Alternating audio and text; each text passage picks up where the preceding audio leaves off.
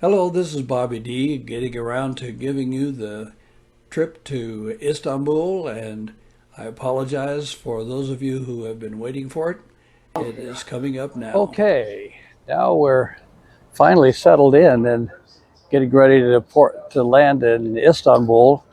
Ships coming into port, and we've got some photos to show later. But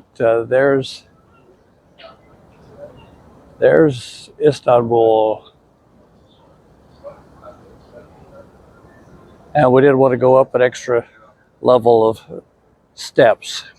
So, what are you planning today, Cheryl? I'm just going to go wherever they take me. Good morning, ladies and gentlemen. This is Richard, your cruise director. I'd like to give you some important information before we start our day. In Istanbul, Turkey, we are still in our final approach. Our expected arrival is 10 o'clock in the morning. But please be advised, currently it's 9 degrees centigrade or 49 degrees Fahrenheit outside. And today's forecast is a bit cloudy, and it could go up to 52 degrees Fahrenheit or 11 degrees centigrade. So always prepare for this. Well, that's enough from the cruise director. We're going to sign off. Well, here's a few pictures of the port of Istanbul, and you can get a glimpse of what we see as we are debarking the ship and getting ready to take another look at a new city in the east. We're going to be going into a mosque today, so Cheryl has to be set up with her head cover so that she'll not offend people. I decided to start out with some ancient sites. I'm sure you'll appreciate this and perhaps enjoy some of this ancient food. We're looking at some things in Sultanahmet Square at this time. Some amazing obelisks that come from Roman occupation, and they moved all of these things to this location. The walled obelisk was once covered with copper plates, but was removed to finance the Crusades. What you're seeing now is the serpent column. It had 3 heads at the top, but they're gone now. You're now looking at the obelisk of Theodosius that was on the south end of the square that we were in. Fascinating hieroglyphics from Egypt, where it was originated. And as you can see, some of the carvings are rather interesting on the base. That was kind of unique. And you can see as we move up the column that there are the hieroglyphics that were found in that part of the area. Another good look at the base, and you can see how it appears as the total picture of that obelisk. We're now entering the Hagia Sophia, which was originally a Christian church, which became a mosque and then was turned into a museum, and now, while the renovation of the Blue Mosque is occurring, it is back to a mosque.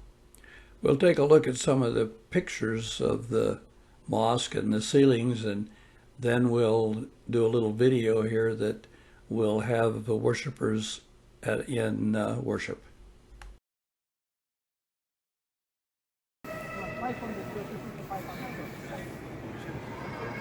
Exactly. But in the 6th century, it was the biggest church in Europe, ever. Until almost 1,000 years later, then construction of the building was completed in the 6th century. 1,000 years later, some people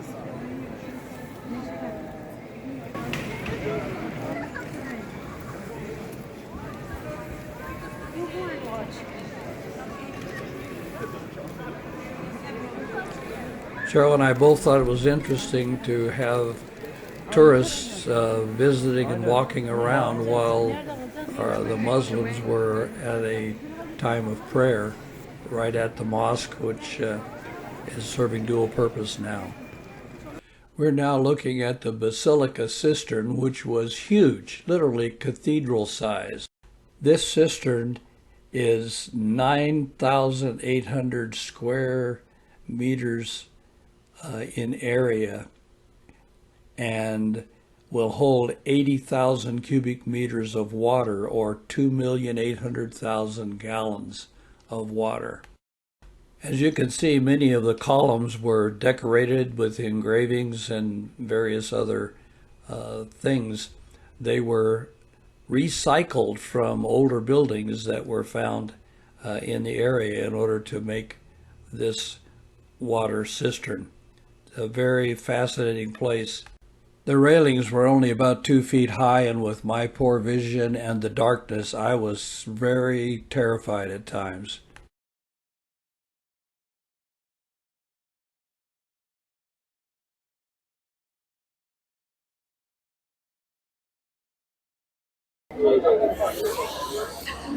Well, here's Cheryl. We are just coming out of the pudding shop where we had lamb kebabs at this Turkish restaurant. Had a really, really good time. You got the noises of the city behind us, and that's what we've got headed out. The trolleys or trams or whatever they call them are going strong here in Istanbul. It's been a good day. There is the Blue Mosque through the trees, and it's closed today because of renovations, and so we were not able to go inside. We had other things we had to do, and it was a good day so far, but a lot of work.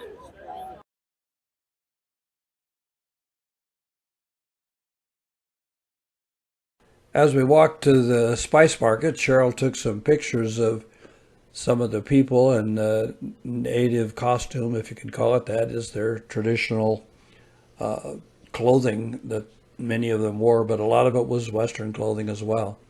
And here is the spice market. Amazing place to see, and the incredible smells and aromas of all the spices that were encountered and being sold there was just fascinating. As you can see in a moment, the crowds were not as bad as they will be later in the year, because we were the first cruise ship and only 2,000 people were on that ship, rather than 5 ships with 10 or 12,000 people. But we went to the Cistern where the James Bond film was recorded. Then we went over to the spice market, which is actually the end of the spice trail historically. The market was built in 1662. No, 1664. Oh, 1664, give or take a couple years. And then the ruler in charge took the profits of the spice market to build a huge mosque next door to the spice market, which is kind of interesting. But then we came back and have been chilling out and resting from about 14,000 steps walking today. So we'll see you the next time. This is Bobby D signing out.